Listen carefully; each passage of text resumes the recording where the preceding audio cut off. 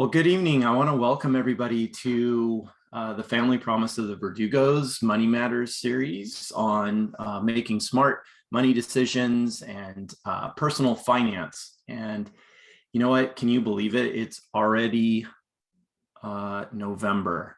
I was looking at the calendar the other week, thinking we had so much time before the holidays came around. And somebody had mentioned to me, wow, there was only a couple more months till the end of the year. And I thought, end of the year? Oh my gosh. I guess time has just been going so quick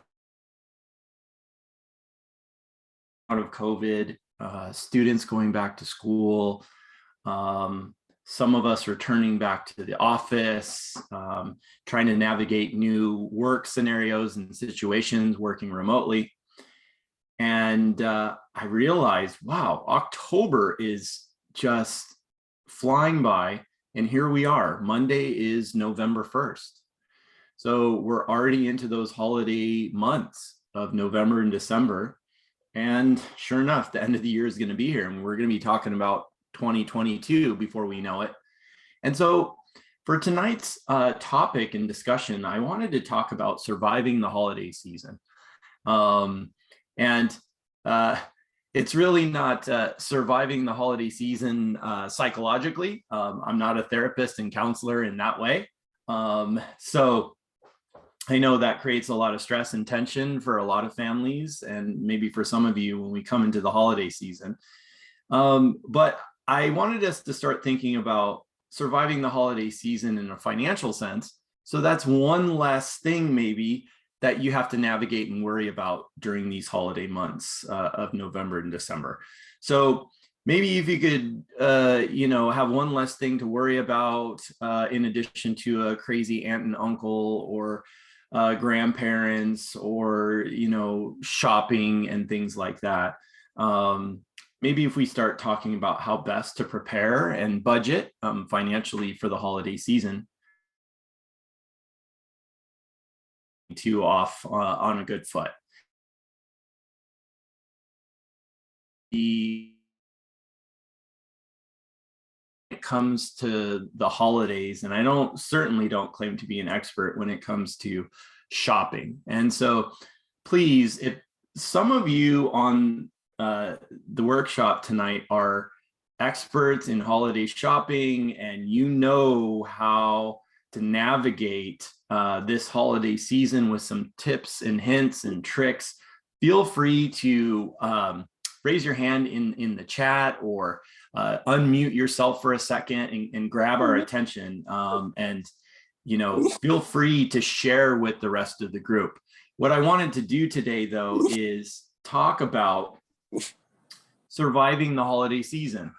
And so one of the things that we should probably start doing as we turn into November here is get together with family, friends, maybe it's your coworkers, people who you will typically be hanging around with during the holiday months, whether it be for Thanksgiving, whether it's for Christmas, Hanukkah, any other sort of holiday that you may be celebrating with the people around you. It's best to start having these conversations and talks now, discussing how are things going to work in the next 2 months so that you could start preparing, you can start planning. So I started doing this actually a couple of years ago. This was pre-COVID. And last year was easy because in a way, the holidays were sort of, I don't know about for you, but the holidays were sort of canceled for me in that we didn't travel, we didn't go anywhere. We really didn't have, any parties that we were going to. We weren't having gift exchanges with friends and having these large sort of family gatherings. So planning last year was very, very simple. It was me, it was my immediate family, people in my household. We were quarantined, still locked up.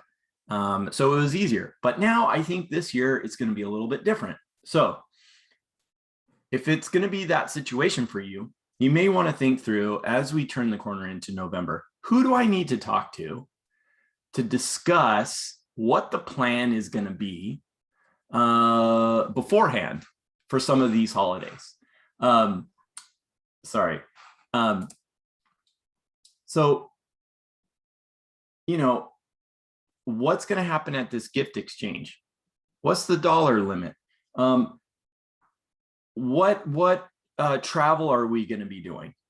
Are people flying? Are people driving? What are we going to have to budget? Are we going to need a hotel? Are we sleeping on people's floors?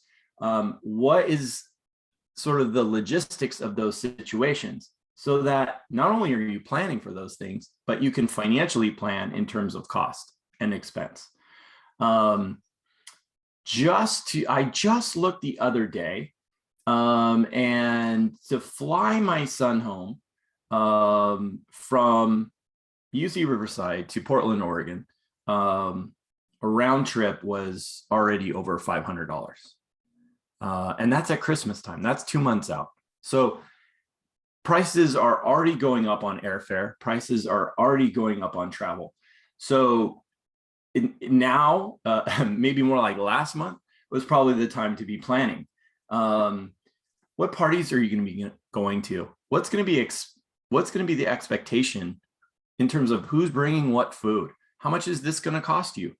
What's going to happen with the company party, the gift exchange, the white elephant? Are we having a $10 limit? Is this a $25? Like, what's the gift cost limit, right? What are we doing with family? Are we getting together for Christmas and everybody is going to have to buy every family member multiple gifts? Or maybe there's a different situation that you could discuss and work out beforehand, that maybe the adults, in the family do the gift exchange, and, the kids get the multiple presents, right?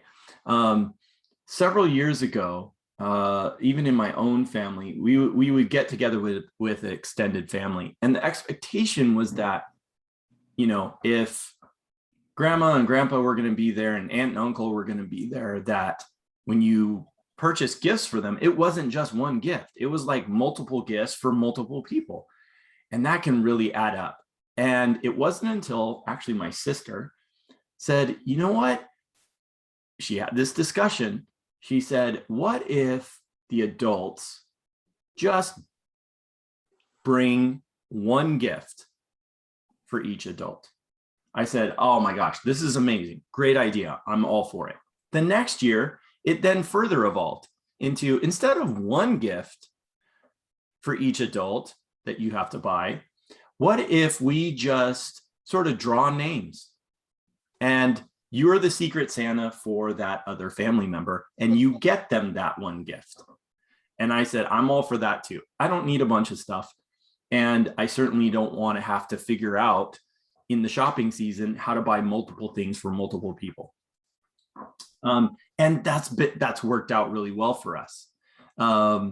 Obviously, your family dynamics are different, and everybody's in a different situation.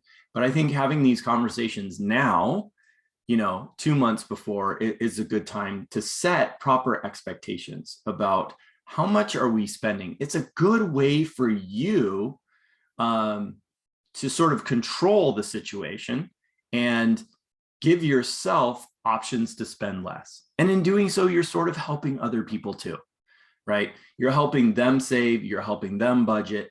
And, instead of just this wide open, let's just spend, and obviously we want to make it, amazing holiday season. We want everybody to enjoy themselves and so on. But I think it just puts us in a better position when we know the proper expectations that we're going to have with family, friends, and our colleagues. And it helps you be in control. Just real quickly, I'm going to stop here for a second. And I would actually love to hear if people do have some ideas that they would love to share with the group about how did they tackle sort of managing these expectations, and what sort of systems do you guys have in place or that you guys use to, tackle big family gatherings and meals and the travel and all the gifts and all that sort of comes with the holiday season?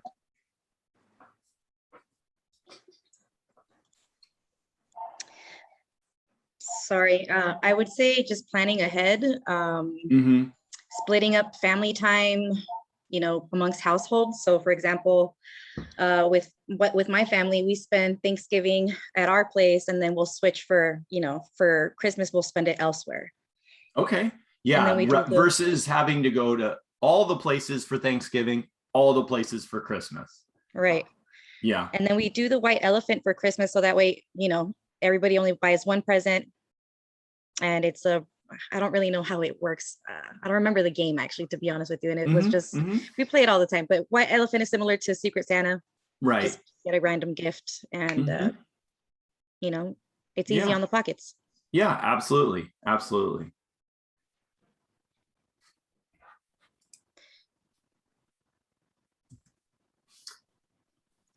Once you talk about those expectations with the people that are around you, something that a lot of people try to do, and it's sort of a mental budget, but maybe something to try this year. In the same way that you have an ongoing household budget, or you have a personal budget, personal spending plan, how about trying to create an actual holiday budget and sticking to that budget, right? So once the expectations are set and you know what you're going to do, step one is to review your current budget. How much am I really going to have coming into these last 2 months here at the end of the year to really spend on the holidays? Now, some of you are probably very responsible, and some people love the holidays so much, they're thinking about it sort of year round, and they're saving year round, and they got a little holiday slush fund, right?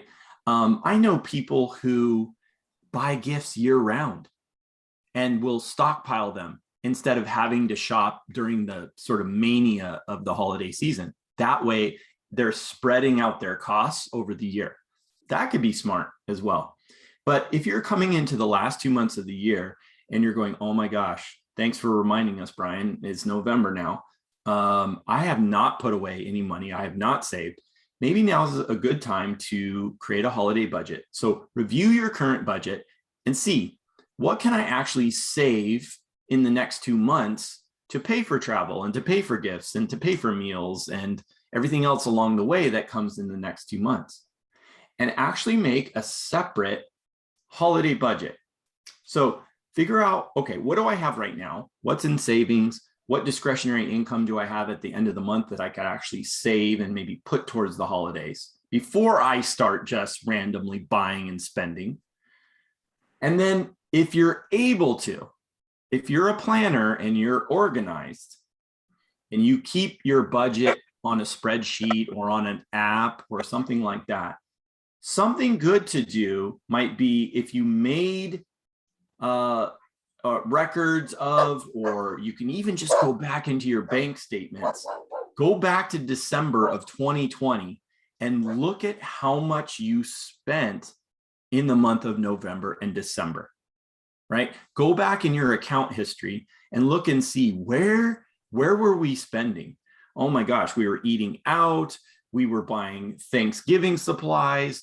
We went to that holiday party for the company and we had to purchase things and we bought clothes, and just look at all of your 2020 holiday spending and see, gosh, last year, how much did you spend? Knowing though that was a COVID year and it was probably a different scenario, and this year could look sort of very different. How much did you spend last year? Do you have that amount? Is it $500? Is it $1,000? Whatever the amount is that you spent in 2020, do you currently have that amount with 2 months left to the end of the year? If not, you may need to set up this budget to say, okay, look, last year I spent $500. This year, I don't even have that in savings right now, at least for the holidays. I got to pay bills with it. I have to start budgeting and being very careful about my spending right now. So that step 3, you can decide, how much are you comfortable spending this year? Right? So actually, maybe just the budget just makes us sort of think about what we can actually spend. I think if you're like me, when we come into the holidays, we just go, okay, I got to buy a present for this person, that person. I know we're going to go for this meal. I know we're going to have to fly here or drive there or do this. We're going to take the family to Disneyland or wherever it. And we just start spending, hoping that we somehow are going to have enough money to pay for all this. Or we sort of become Grinches, right? We don't want to buy anything. And we become penny pinchers, and then we don't enjoy the holidays, because then the holidays is stressful for us because we're trying not to spend a single dollar, and we can't just relax and enjoy the time as well. So if you haven't done it before, create a specific holiday budget. And if you don't have sort of information from last year to go off of, maybe just set a limit for yourself. Look, I know we're going to have to go to these 2 family events. There's X number of people. I'm just going to at least limit my spending to $25 a person, or whatever the amount is. Establish that and create the budget to stick to it, right? So that in the end, on the whole, you can sort of come out balanced starting 2022. Because I guarantee you, our topic in January is going to be how to set resolutions, financial resolutions for the new year. And a lot of that is we start January off sort of in the red, right? Because we overspent in the holidays, and now we're trying to ramp back up and recoup from that. Maybe you could have a better start to the new year by not going so hard in the holidays this year and having a budget. Empower yourself to spend less, right? So we talked early on about those conversations that you could have with family and friends. Again, refocus your holiday traditions, right? Oh, we've always done it this way. We have this massive meal and everybody gets all these gifts and so on. I'm not saying don't uproot like how your family connects, right? But maybe having less extravagant, sort of more thoughtful gift giving could actually help empower you to spend less as well, right?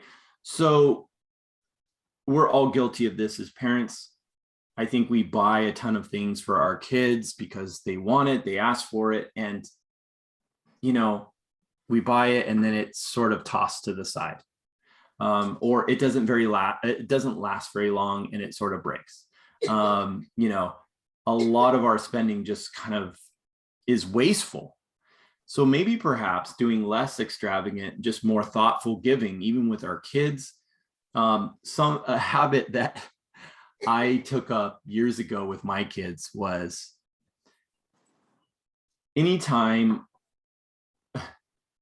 my kids would have a birthday list or a Christmas list or some sort of holiday list for something, I always sort of built in and taught my kids this one sort of caveat, which was, look, you can make a list, you can list your top 3, but more than likely you'll get one of your top 3. And so I started creating the expectation that, look, my kids, you're not going to get 20 gifts each. You're going to get maybe 1 or 2, and it'll be from your top 3. If you get lucky and you get any more, then hey, that's great. And then when that started working, then I started saying, if you get something, you have to give something. Because obviously our kids' stuff just starts piling up and there's just a lot of extra, right, laying around.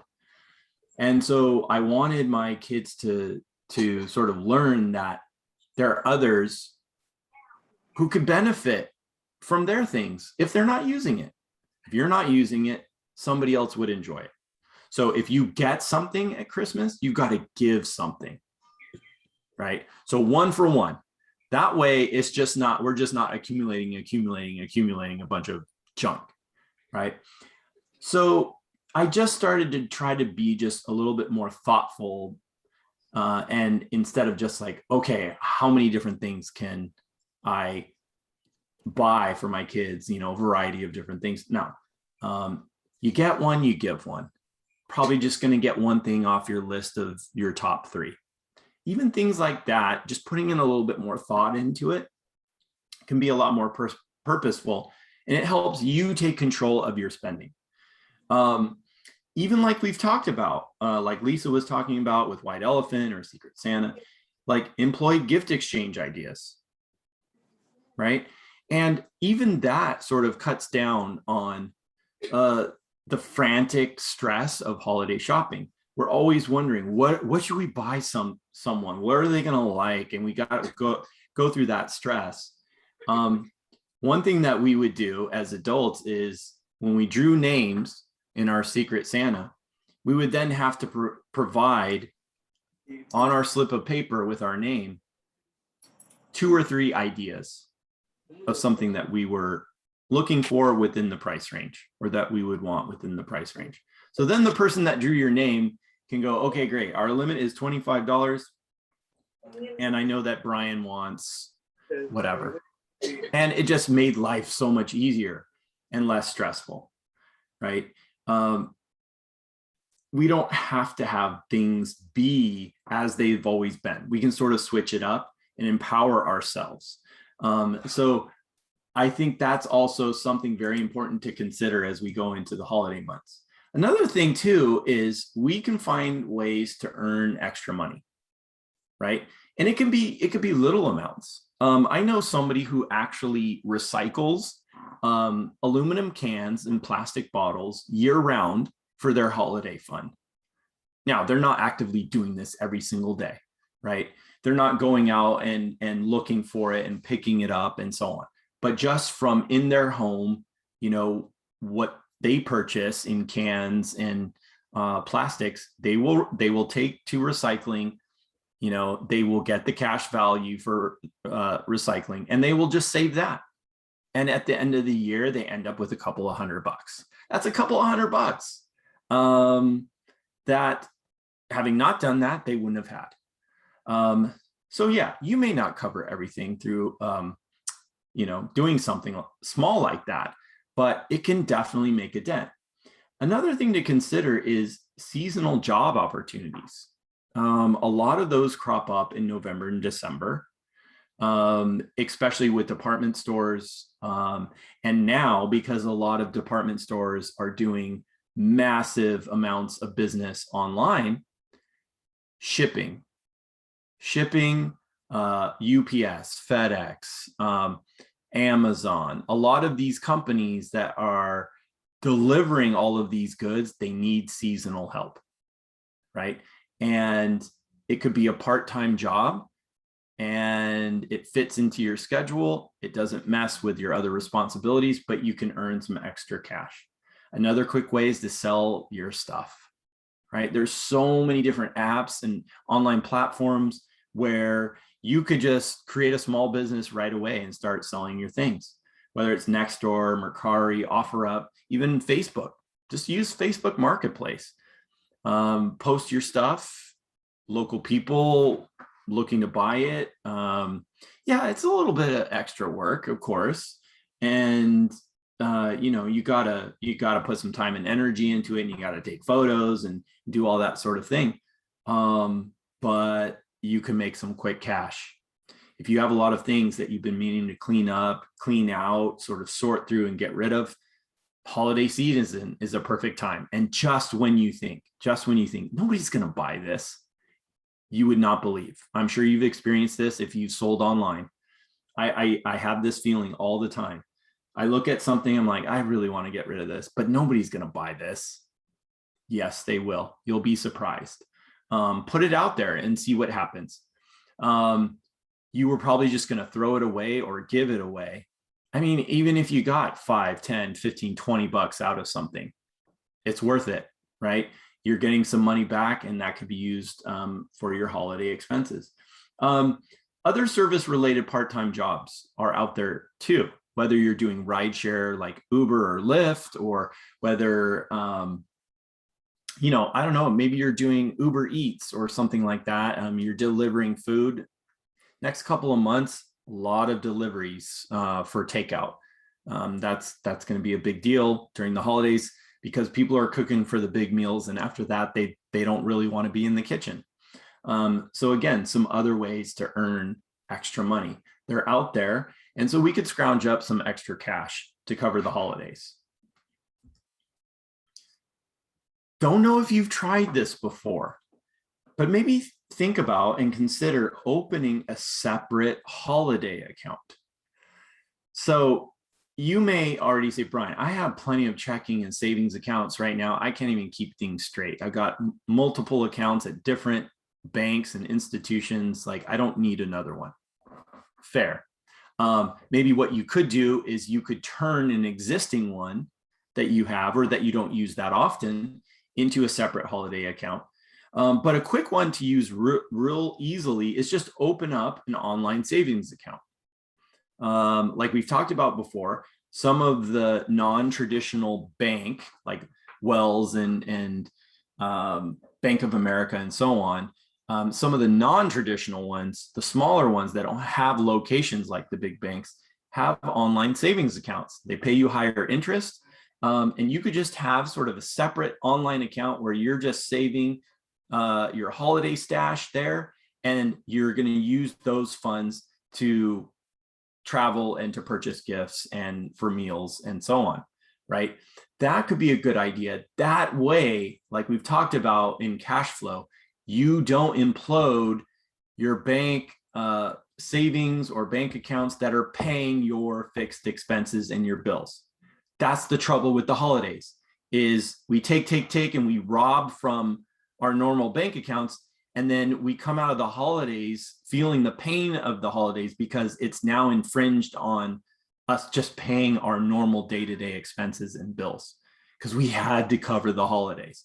Maybe make a separate account, right? Save and budget through that account, right? Rather than robbing your other funds. Something that a lot of online savings accounts and other banks will offer is if you open an account, you'll get a bonus anywhere from $100 to, I've seen them as high as $500, depending on the amount of money that you deposit in a new account. You have to keep the money in there for a certain amount of time, but the banks will pay you. So you could take advantage of that. And again, you're making potential holiday money, or you're making money to recoup from holiday expenses. So just something to look out for. Shop smart. Now's the time to start. Like I said, that friend of mine who's sort of shopping year round looking for deals, that's why they call some sales like Christmas in July. They're already getting you to start thinking about making those purchases, and they're giving you discounts. They're having sales. Look for early bird sales, right? We're going to come into Black Friday, during November, and all these Cyber Mondays and all these sorts of deals that are going to be out there. Now is a good time to start looking for discounts, different offers, and different sales before we get into crunch time, right? Before we really get into December. A lot of retailers have apps, right, that you could put on your phone. If you sign up on their email list, they'll give you, 25% off or 10% off or whatever the deal is, right?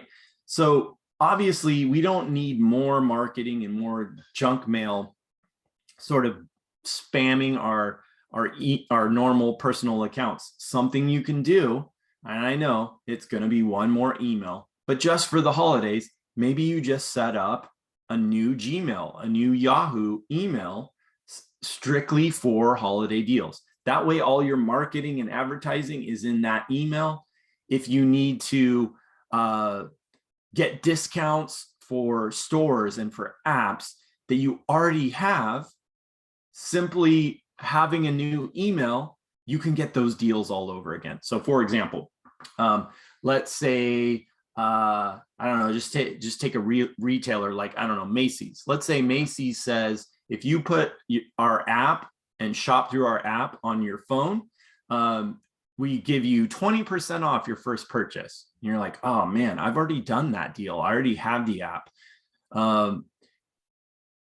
You can get it again, slightly change your name. You have this new email address, right? Maybe it's just a different middle initial and you create a new email account and now you can get that 20% again. I mean, they're taking advantage of us and our spending.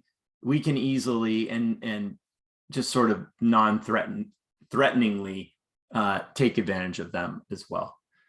Use those email incentives. Shop early. I'm seeing things coming later and later in the mail, on UPS, FedEx. It's just taking longer. And we're seeing what's happening with labor shortages and supply chain issues. And it's time to do it now, right? Because by the time it finally gets to the recipient of the gift, or by the time it finally gets to you, it's going to take some time, right? And as we get closer to the holidays, it's either not going to make it, or retailers will start raising rates on the shipping. So maybe start purchasing things now. That will also spread out your costs over the next 2 months. Again, I just want to check in with people and see, as we talk about this and we address the holidays, what do you do? What are some maybe tips and tricks and hints that we could also learn from the people in the workshop tonight? Feel free to speak up.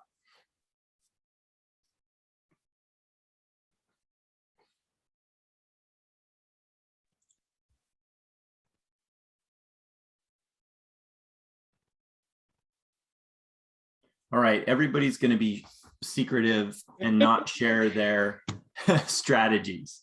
But I hope what we've covered tonight gets you, at the bare minimum, thinking about, okay, all right, next Monday, it's November, I need to start planning. And that can, definitely make for a better holiday season. Okay, yeah, this is great. Jen's saying that she uses an online site to help get money back from online purchases. And I hope I pronounce this correctly. I see it all the time, but I've never used it. But I think it's pronounced Rakuten, Rakuten.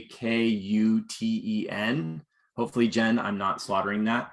But yeah, there's a lot of sites like that and other purchasing programs where you get rewards and, like you're saying, cash back for your online purchases. It's another great way to lower your costs. Thanks for that tip. I really appreciate that. A lot of these retailers and other platforms, online platforms, develop incentives, obviously, for people to buy and to purchase, but in doing so, we get back. So I always do try to look for, where can I get savings? It's sort of the future version of like coupons. So back in the day, we would obviously clip the coupons. We would look through, I don't know, the Toys R Us catalog and try to see what was going to be on sale for our kids. But yeah, now purchasing online, we can still get those savings, those coupons, and those cash back. Also, if you get a Target Red card and link it to your account, you get 5% off all purchases. I mean, yeah, this is the incentives that we're talking about, right? So that's great in that it's not a one-time sort of thing. So I always get hit up, open a Target card, you get, 20% off this purchase. Well, Jen's saying Target right now has the Red card where if you link it to your account, you get 5% off all purchases. So even if you're not purchasing for the holidays, but you're just buying supplies, you're buying food, and you're getting the kids some, clothes or whatever, you're still getting cash back, which is fantastic. Thanks for that tip. That's really great. I mean, this is the sort of thing to now sort of be mindful of. And I know we try to do this as everyday smart shoppers, but I think even more so during the holidays, it matters more. It matters most. In just 1 week, next week, because of the Veterans holiday the week after, I didn't want to have the workshop on Veterans Day. I obviously wanted to honor that holiday. So next week we're going to meet and we're going to talk about, if you've ever considered, you're working a full-time job, you're working a part-time job, if you've ever considered a side hustle, if you've ever considered making money as a sole proprietor, we're going to talk about tips for starting and juggling maybe a new business. Again, another great way to make extra funds. Maybe this doesn't become your full-time gig, right? That's not the point. But what can we do to make extra cash, extra income? Maybe you've had an idea, maybe you have an interest that you've thought about, I think I could monetize this. Now, not everything that you do as a hobby or as an interest has to be monetized. You don't have to make money just to do things, right? And I think in our sort of side gig hustle economy, like, I think we've sort of taken it to the extreme where we thought everything that we have to do, if we're not making money doing it, then it's probably a waste of time. No, this is not what we're talking about here. But if, for example, I don't know, maybe you crochet, maybe you knit, and you've seen other businesses, knitting and crocheting and making boutique sort of baby products, whether it's baby blankets or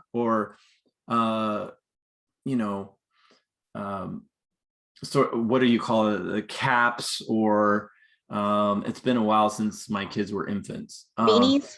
Beanies. Thank you. Thank you. I just couldn't think of the word. Like, and you keep telling yourself, man, I make these exact same things, and you see it in the store and you're like, wow, they're charging $40 for this. They're charging $60 for this beanie. This is crazy. I make these things. Maybe perhaps it's time not for you to sell everything that you make, but maybe be a little bit more intentional about what could I do in my spare time without creating extra stress to market that and to make some sales and maybe earn some extra cash on the side. That's what we're going to talk about next week, November 4th at 6 p.m. Lisa, I don't know what comes the week after, if you're doing anything on Veterans Day or if you have any programming announcements that you want to make. Yeah, so we are going to have something on the 11th. Jason Romero with National Alliance on Mental Health will be doing a short informative session, just, kind of summarizing the services that they offer, different support groups and things like that.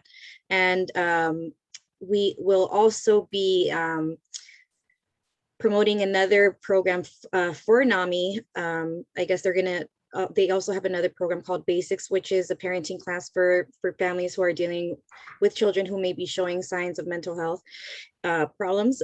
So if you guys want to, RSVP for that, that will be on the 2nd of December, by the way, for the parenting classes. So it's kind of just going to be an intro to see who may be interested in signing up. So the 11th will be for Jason Romero, and then December will be discussing parenting classes and things of that sort. Amazing. I mean, obviously the next 2 months get super busy in people's schedules with the holidays. And obviously Lisa has a full schedule going on. So make sure that you look out for her emails and her announcements. And if you ever have questions about, gosh, what's coming up in the schedule, and if you even have topics that you'd be interested in learning more about, feel free to reach out to Lisa and connect with her. Definitely. Well, thank you guys so much for being here. I'll see you next week.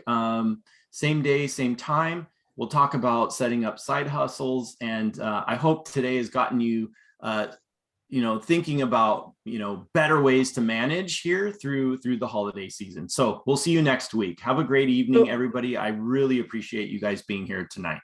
One last thing, Arlene just posted a comment. She said she found a website if you want to buy accessories, clothes, etc., for 96 cents or $1 to resale. So I'll try to get the link. I'll try to get the link and I'll share it with you guys. Great. That would be amazing. All right, Thanks, you guys guys. Have a wonderful great evening. night. Bye. Bye.